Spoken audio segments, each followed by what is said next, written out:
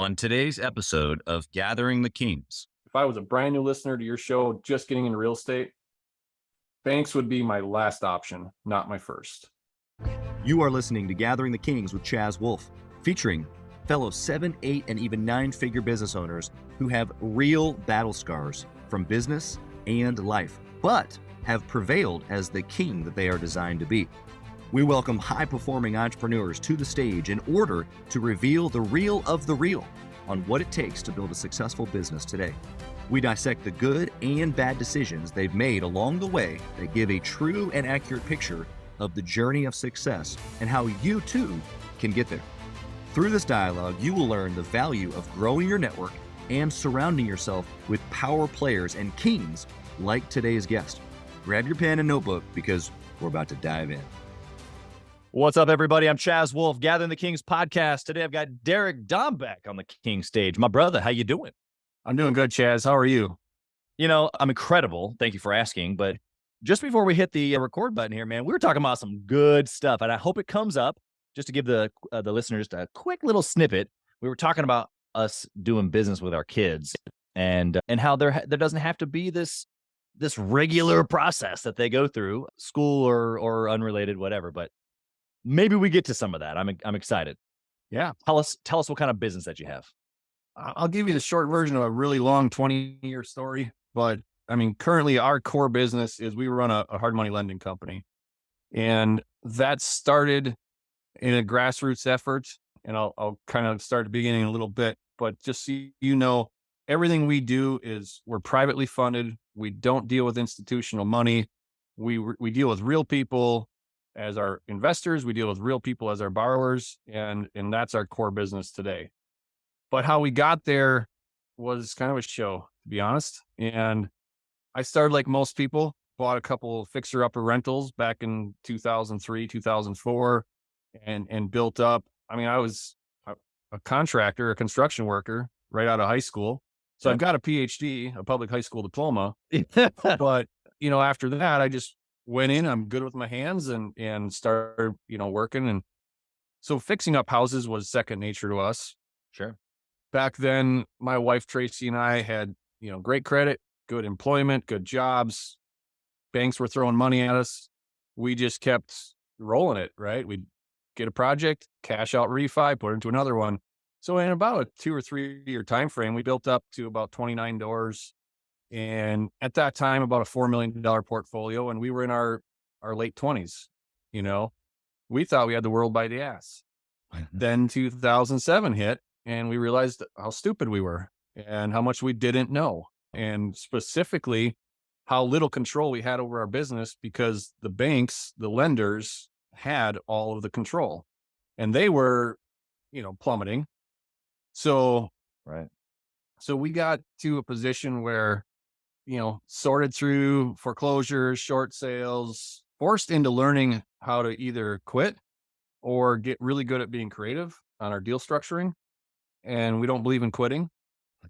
So, I learned how to talk to people. I learned how to negotiate in a way that I feel like is different than most because I truly have the other party's best interest at heart always. To this day, whether it's somebody we're buying a property from or selling to, or an investor putting money in our fund or a borrower, our focus is always on how can we, treat them with respect and take care of them. And then it gets reciprocated, but it's not expected. Like we're not looking for handouts. We're not looking for, I gave you X, so I want Y. Right. So I had a couple challenges, we lost the majority of our portfolio. We had to bounce back. And I met my current business partner around 2011, 2012. And it was interesting because he had never used a bank and had been in the business almost as long as I had, but had never used a bank for any real estate deal ever. And I just couldn't believe that. I mean, I didn't know that somebody would be able to raise private capital from, friends, family, perfect strangers, whatever it was, because I always felt like I was taking from somebody. Like if you had $100,000, Chaz, and I came to you sheepishly and said, could I borrow your $100,000? Right. I felt that I was begging. Yeah. Instead of saying, Chaz, I've got an opportunity for you to make 8, 9, 10% return on your $100,000. Would you like to hear about it? Yep. Totally different, right? So that was the mindset shift. And the other thing that when I met Jeff and we started our businesses together, that he kind of pounded in my head, I was of the belief that I would get 100 rental units that each cash flowed $100 a door, and I'd make $10,000 a month, and we'd be living, the high life. And that was the sales pitch in 2003. I hear the same sales pitch in 2022 with the exact same numbers, by the way. Right. And nobody really talked about the fact that to have 100 doors is a full-time job. Right. And Jeff says to me, he says, how long do you think it takes to manage 100 loans versus 100 rental units? I said, I have no idea. And the answer is an hour a week, maybe. Yeah. 0. It's, and who has all the control? The lender. So it took a little bit of a shift. And at that time, we were still buying, selling, flipping, and using private capital. But we got to the point where we raised more money than we had deals to use the money on. And that's when the lending company, Best REI Funding, was really started in its infancy. We'd have an extra few $100,000. We have relationships with other people from our local real estate investor associations. Right. We played, matchmaker, monkey in the middle. That's right. And so that parlayed itself into what is today 20 to 25 loans a month, several $1 million a month going out the door in loans, and just a full-time business with a staff of, 9, 10 people, depending on how many VAs you count and things like that. Yeah. And That's incredible. again, all just from the grassroots of a construction worker with a PhD. Yeah, you solved a problem. Obviously, it was a problem that you had that you didn't even know you had, but you got introduced to it and obviously expanded out. I love that. I do want to know, before we get too much more into some of the layers, what makes you tick as a business owner, somebody who's growing and pushing and shoving? I know you got other things going on, even outside of the lending company. Yeah. Why? Like, what's the deeper thing for you? If you would have asked me 4 years ago, the answer would have been much, much different, because I would have been more focused on the financial side of building some big empire. Sure. And the answer today is clearly 100%. My personal vision is time with my family, time with my wife and my kids. We pass up opportunities that could add more zeros to the bank account on a weekly, monthly basis. They don't fit our vision for our life. And I got smacked upside the head at a mastermind a few years ago, pointing out, my wife was sitting next to me crying, that, me answering the phone every night and every weekend and, telling my kids to be quiet because it's 7:30 at night and we're watching TV, but I have to take a phone call because I can't lose this potential deal. I got told by my peers in a mastermind what an idiot I was. And something as basic and simple as that we all should instinctively know, most of us ignore. And, to see what it was doing to my family, and the fact that I said, as a man, as a provider, however you want to stereotype it, not trying to be sexist, but men are, we feel like we should be providers. Yeah. We'll internalize it and say, we're doing it for our families. We're taking these phone calls, we're working these nights and weekends for our families, when in fact, we're actually doing harm to our families while we think we're doing something for them. And when you have some very, successful peers all staring at you, and again, your wife is sitting next to you crying, it should change you. It should change you. If it doesn't, there's something wrong. And so today, everything is just vision driven. If it doesn't fit the vision we have for our lives, it's easy to pass on the shiny objects. And that's not to say that our vision can't change, because it's constantly changing, but keeping it focused, that definitely changed stuff. And that's brought on opportunities that we would have never even been open to in the past. So for example, I do now host 3 of my own mastermind groups on a national level. I never had that in not only in my vision, but in anywhere in my mind that would ever happen. Right. We host a conference once a year on a national level. Never thought that would ever happen. But the opportunities present themselves because we weren't so buried in answering the phone every night and every weekend and, playing from behind, as maybe that's Right. a good way of saying it. Most business owners are always playing from behind. You're always trying to react to what just Mhm. happened instead of getting ahead of it and having a plan and having people in place to handle the stresses, because there's plenty of them. Yeah, 100%. I think that not only do I resonate, obviously, I think a lot of folks listening will too. Tell me, you gave us a little bit of the story about kind of how you got started originally, contractor into, drumming up lending, or I mean, sorry, real estate, and then eventually lending. Tell me about a good decision along the way that, I mean, we got folks listening similar to your mastermind, I'm sure, from all different industries. Yeah. And so they're in the process of building. They haven't hit the seven-figure mark, and they're dealing with all the things that you just said, right? They got the phone ringing, they're wearing the hats, they all this stuff. They're reacting. What was a good decision that you made that helped you be proactive as opposed to reactive? Contrary to what everybody told us, we finally embraced getting employees. We were always of the mindset employees are nothing but a hassle. They're going to lie, steal, cheat, you know. And can that be true? Of course. But I Yeah. feel like that all really is built around the culture that you have for your company. Right. Our staff and our employees care about our companies, and I say companies because there's about 4 of them, probably as much or more than my partner Jeff and I do. And, they will on their own be working too late into the evening, too much on weekends. Some of them are salary, some of them are hourly, and it doesn't even matter. Even the hourly ones, I guarantee they're working some hours they're not charging us for. And it took a while. We found out our weak points in our management styles, and Yeah. my partner and I are very much different in our backgrounds. And he's an IT professional. I came from a construction world, right? But where we're very much in line is our morals and our ethics and putting people first, including our employees. Right. But that said, I'm a super control freak, as many entrepreneurs are. Yeah. So I wanted to always have my finger on every piece of it, even as we handed it off to employees. And that took a while to give that up. But I can tell you now, Chaz, like my wife and I and kids this summer, we took a 5-week RV trip. I worked no more than 3 hours a day, which was on my calendar. Most days I worked less than 3 hours, and the staff did great. They, they can handle it. We just have to give them enough, you know, strength and encouragement to do it.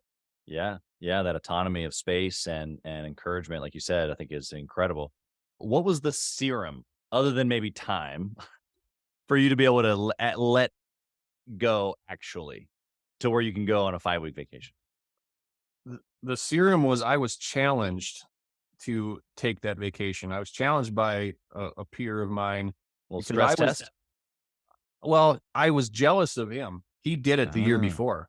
got He it. did it in 2020 during COVID, and he took a month-long RV trip. And I was talking to him one day, and I'm like, I can't believe he did it. I'm so jealous. I could never do that. And he said, bullshit.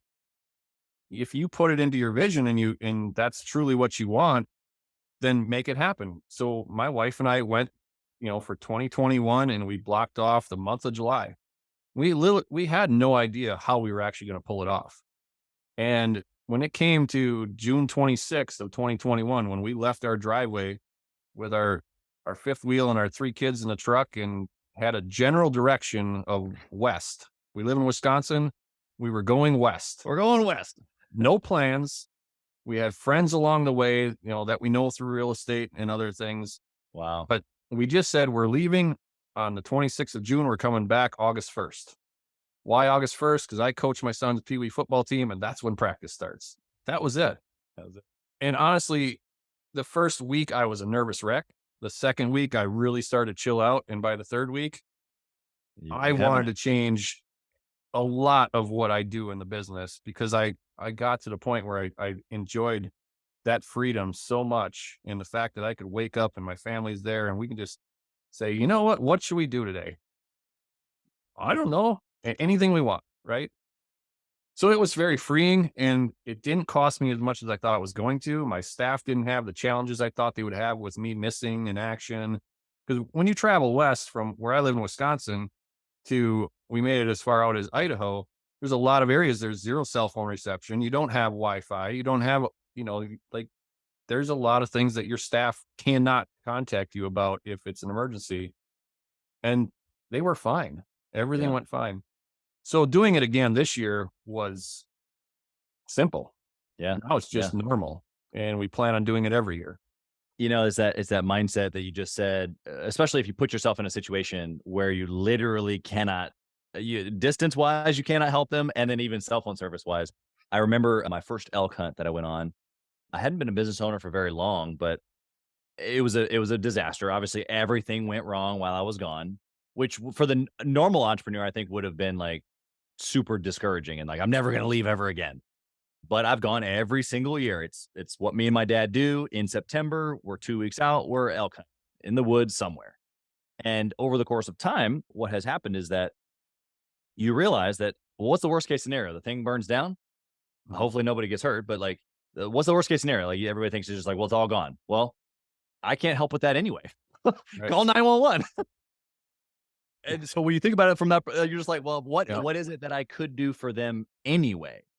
I was on an elk hunt a few years ago, and we had a dead body in one of our rentals, and my wife had to deal with it because she couldn't get a hold of me. And, Yeah. it was like one of 4 dead bodies in the last 20 years that we had to deal with. Um, And and you mentioned elk hunt, and it just tripped that memory for me. I'm like, yeah, I'm up in elk camp. I guess yep. talk to the police officers, and they'll call the coroner. Like, there's nothing we Yeah. can do about it. Yeah. Nothing that she can do. 911. They'll Yeah. take care of it, Yeah.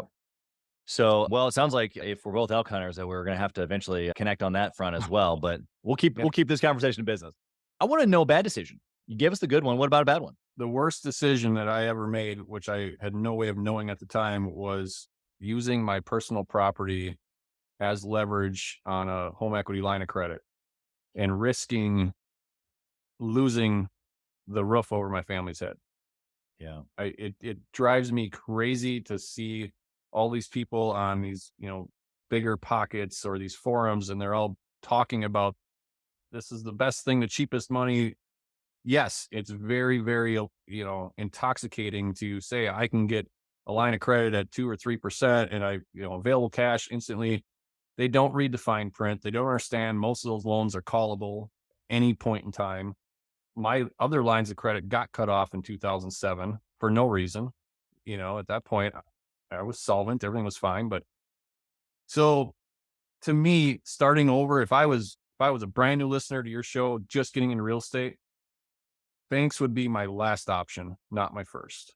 And nothing against banks. They have their place. There's no doubt, especially if you can get fixed rate, long-term financing, 30-year type of stuff. Awesome. If you're pledging your personal assets, pledging your personal house and risking it, Right.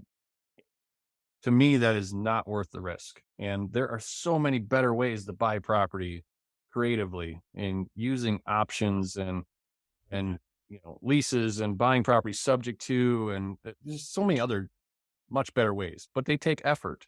And that's Yeah. why most people, they Don't. want to take the easier route, which they feel like is banks. Right. But Which you and I both know that's not necessarily easy either. no, Especially for a business owner. On paper, we look very confusing. yeah, if you're self-employed, it's not easy. If you still have the job, which back then we had a great job, we had, my wife and I both had really good jobs. So, but I remember the day I walked into my local community bank and said, yeah, we're just about at the point we're going to leave our jobs. He just looked at me across the desk. He said, Don't I wouldn't do that. Yep.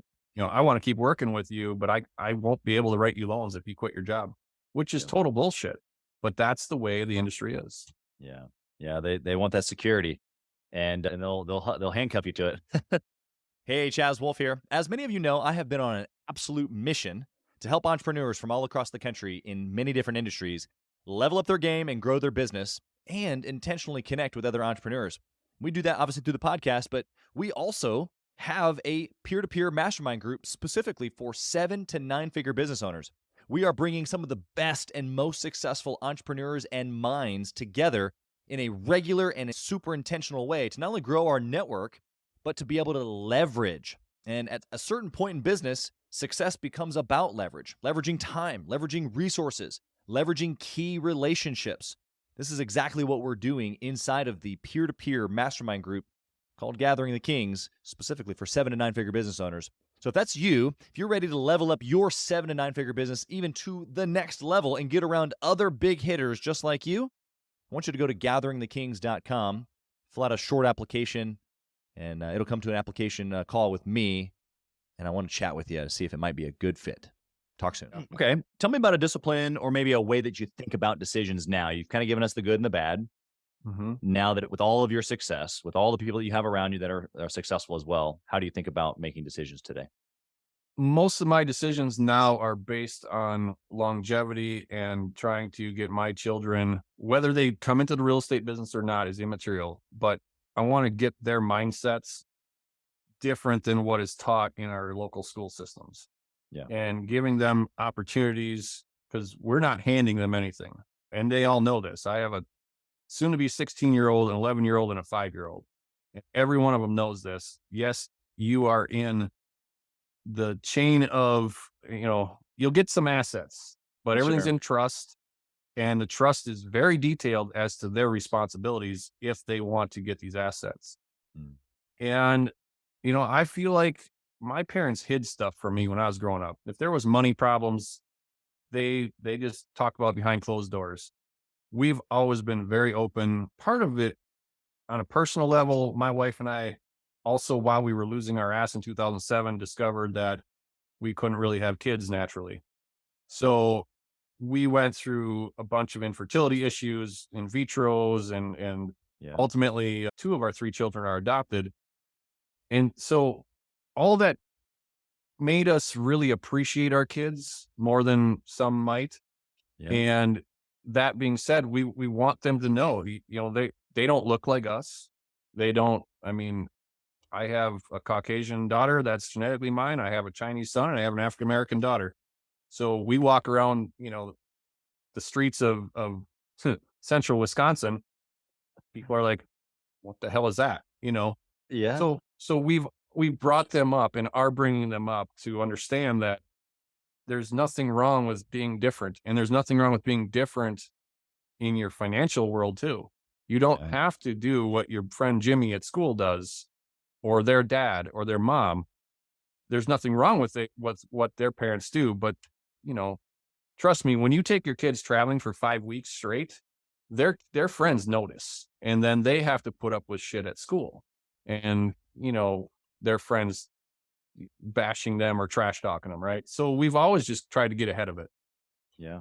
And I feel like that's why our decisions are the way they are. It's about personal vision, but it's about leaving that legacy for our kids and not having them squander it.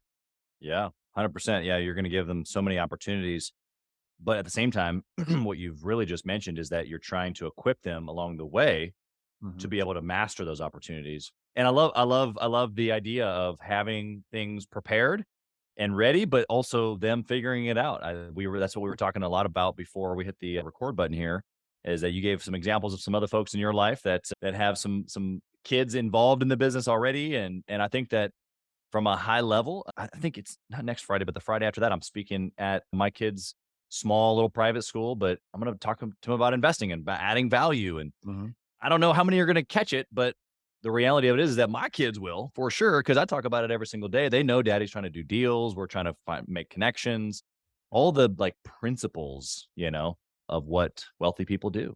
What I started with, Chaz, was when McKenna was 10 and she's almost 16 now, I would take closing statements and I would sit down with her and say, well, this is what we bought the house for. This is how much we spent on rehab. This is what we sold it for. Here's our profit. Okay. And I would make her do the math, because everything we do is very basic math, right? Very basic. Well, then my daughter drinks milk like it's going out of style. So I said, okay, McKenna, we made a $20,000 profit on this property. This is how many gallons of milk you could buy with this $20,000.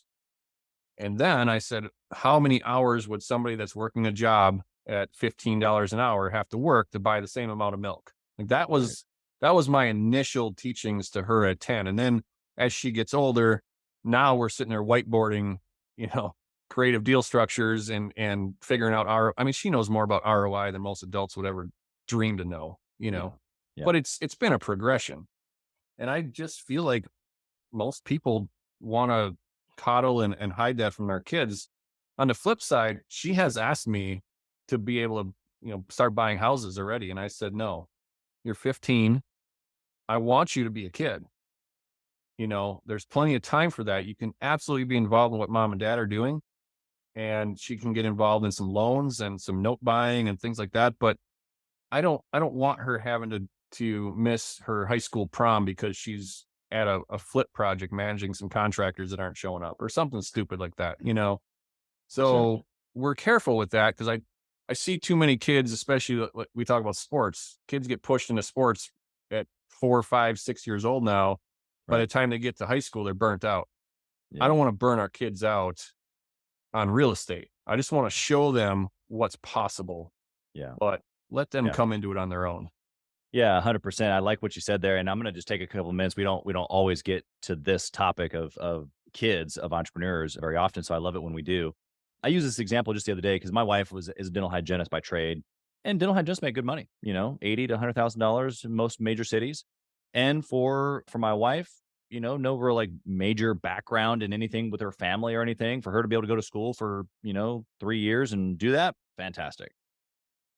Obviously, with me being a business owner and now multiple business owner and real estate investor and all this fun stuff, that we make money a little differently. Mhm. And so first day of school was last Monday, and my 8-year-old daughter, one of the questions on the little board, that the moms take pictures with and stuff, is, what do you want to be when you grow up? And her first initial reaction was dental hygienist. And I was like, do you though, really? For real, And obviously she's young enough where I'm not gonna like harp on that. But I told her, I was like, just so you know, the math is this. Mommy made, let's say, 90,000. We could do that in a couple of projects with not even a third of the work.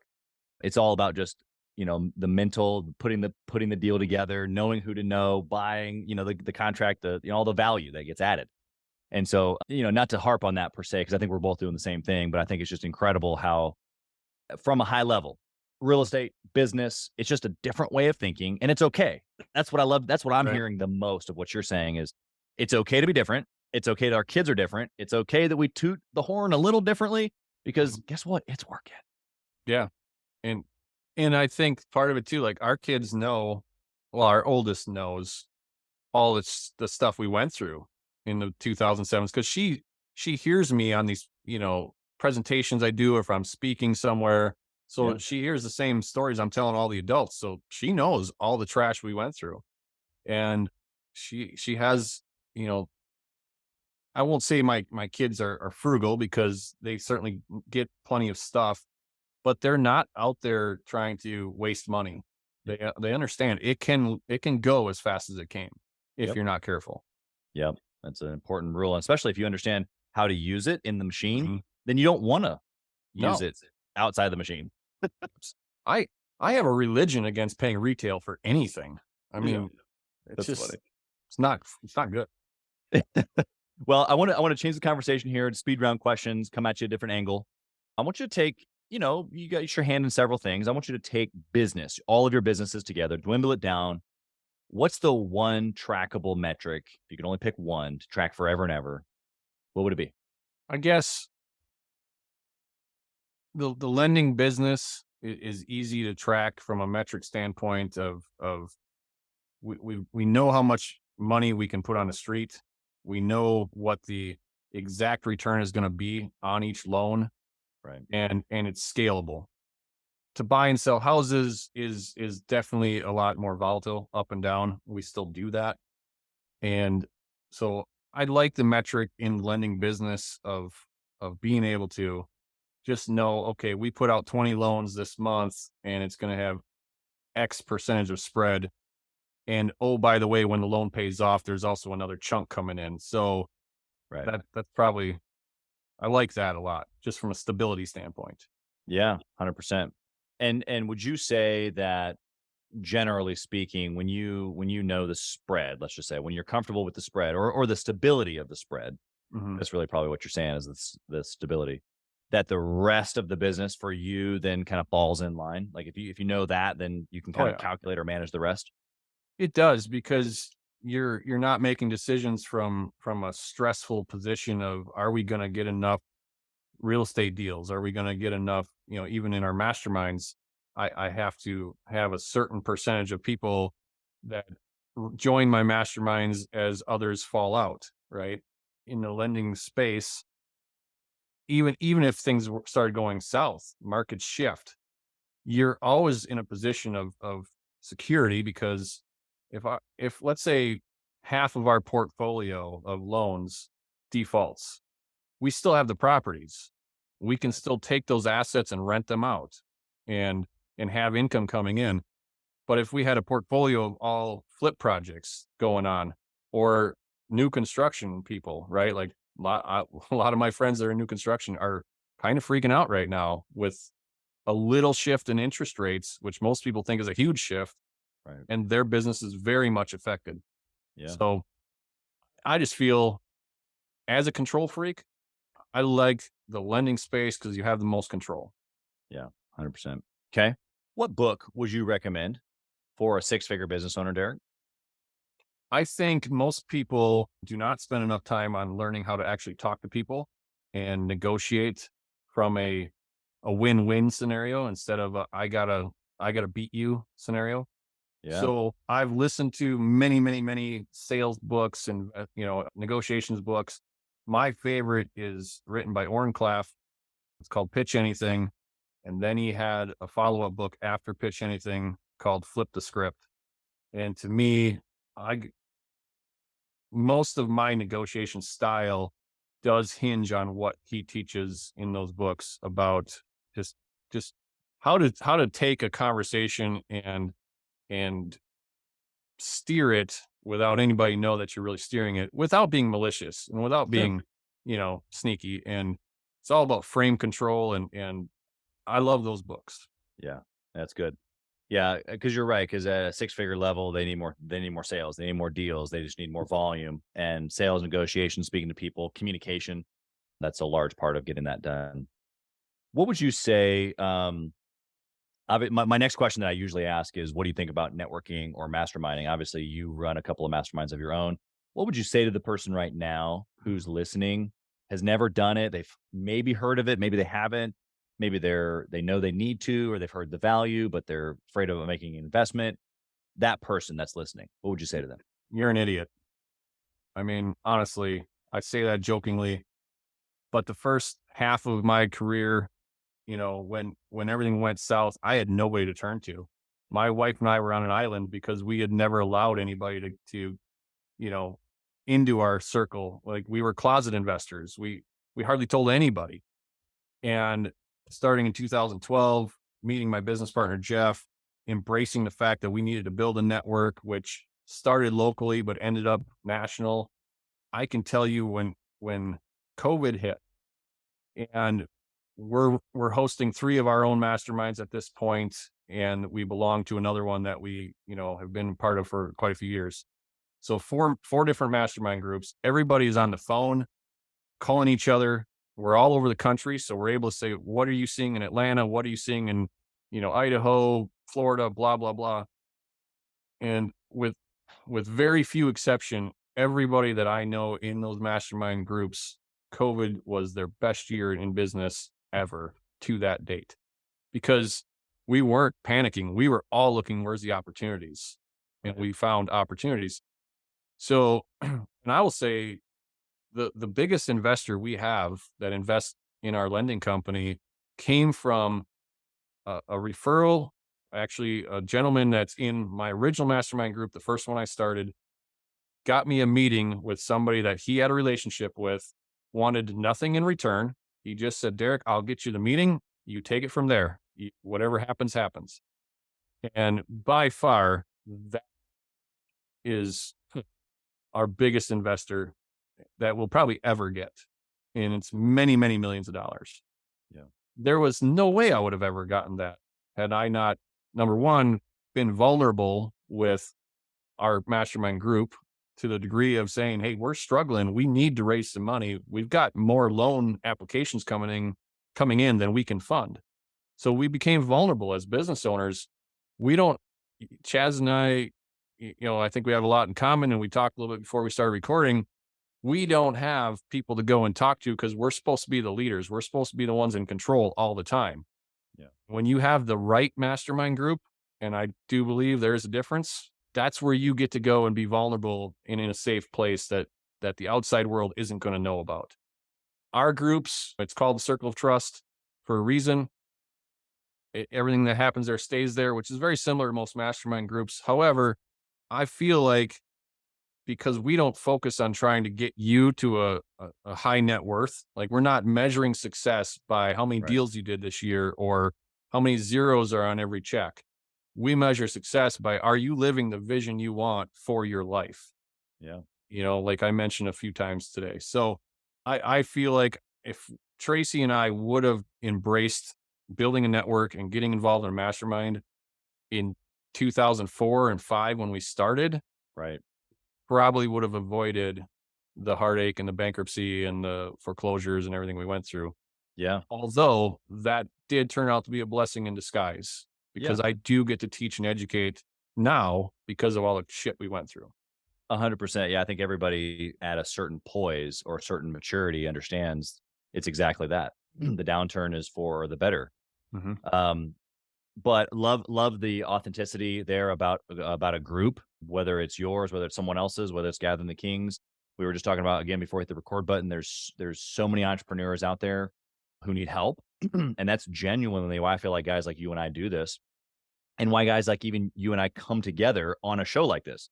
When, I mean, some would maybe consider us as even potential competitors, which that didn't even cross my mind. It's like, the example here is, look, you've got two guys giving you the opportunity to be the better version of yourself. I still want to reach and meet the better version of me. And that's why I continue to surround myself with guys like Derek. And so the reality here is that you need it. And I think you hit that home pretty well. I got one more question for you. If you lost it all, which maybe you've kind of already experienced a little bit. If I lost it all again, If you lost it all again, what would you do? hands down, I would rebuild the real estate side using options and master leasing properties because I can do both with almost zero money. Right. And I would likely, because of the experience I now have, I would likely go and partner up with other, existing companies that were struggling in their acquisitions and their negotiations. Cause I know I can close deals. I just can. So that's how I would start over, but I would not be working for anybody as an employee. I'm unemployable at this point. Yeah. Yeah. You know too much. Like you said, your expertise is too good. Yeah.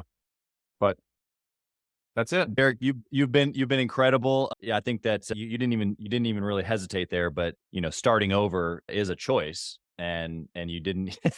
That choice wasn't even like a blip. It was, well, what would I do, as opposed to would I start over? That wasn't even a question in your mind. So now that that's a big deal, I think a lot of entrepreneurs at this level would obviously start over. But hearing it from a guy like you who's done it before, man, you would do it again, is a huge encouragement, I think, to people out there who might be struggling. So how can the listener find you? Maybe they need money for a deal, or maybe they want to come to this event that you got coming up. Tell us how they can find you.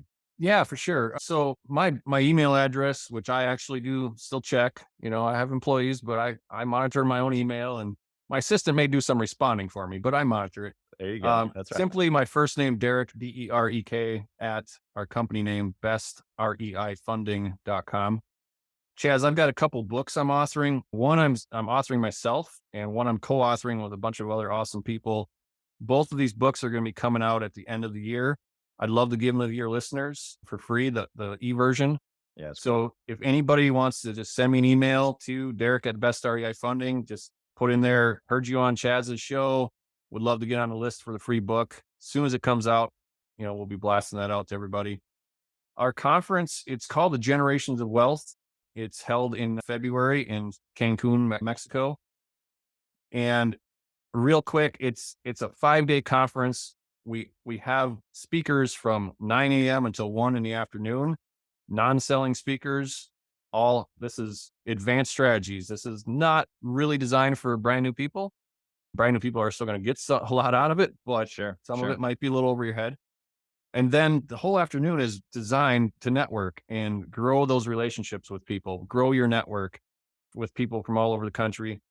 We also come back in the evenings with a town hall session, which is, more interactive. But what I'm super proud of, we've been talking about kids. We encourage you to bring your kids. There's no charge for your kids to come into the conference. They can sit in on anything they want. We really want, your kids and our kids to meet and grow their network while they're in their early teen years, and just do something we didn't do until we were in our 30s and 40s. Yeah. So gowvoyage.com is how you find out about that. It is a limited event. I mean, I don't say that to be salesy. Like, I've only blocked off a certain number of rooms at this all-inclusive resort because, full disclosure, I'm on the hook if they don't sell out. And so I would encourage your listeners, when when they hear this podcast, jump on that website, check it out if it's something that you think is for you. That's incredible. Thank you for that opportunity. And I would highly suggest that anybody who's resonated here today, take advantage of that. I mean, what an opportunity, especially with the kids, all the places that we went there earlier in the show, of the things that we can do, the things that we are doing with the minds of our children. I love just to kind of end it off, the lineage or the leverage that we have with the next generation if used properly. And it is legacy. It's really what it is. Mm-hmm. And so I think it's really incredible that you have done what you've already done. We wish you nothing but success and blessing on all that you continue to put your hand to. So thanks for being here. I appreciate you having me, Chaz. I really do. Yeah. Thank you for listening to Gathering the Kings today. I hope that you were able to pull out a few nuggets to go apply into your business right away. More importantly, though, I hope that you're realizing that it takes more to be successful than just being by yourself, doing it all on your own, carrying the weight all by yourself. What I have realized, not only in my own journey from multiple businesses and multiple different industries, and now interviewing over 200 or 300 other very successful 7, 8, and 9-figure business owners, is that it's tough to do it alone. And so Gathering the Kings exists to bring together successful entrepreneurs. In fact, we are putting together 1,000 kings, specifically, who are grateful but not done. We're intentionally assembling kings who fight tooth and nail for their business, family, and communities. And here's what we believe, that in the pursuit of excellence in those areas, that it ignites within us the responsibility to govern power and forge a lasting legacy. So if that relates and resonates with you, and you know that you need people around you, sharp, qualified, other very successful business owners, I want you to go to gatheringthekings.com. I want you to take a look at what we're doing and see if it makes sense for you to be part of our pursuit to 1,000 kings. Talk soon.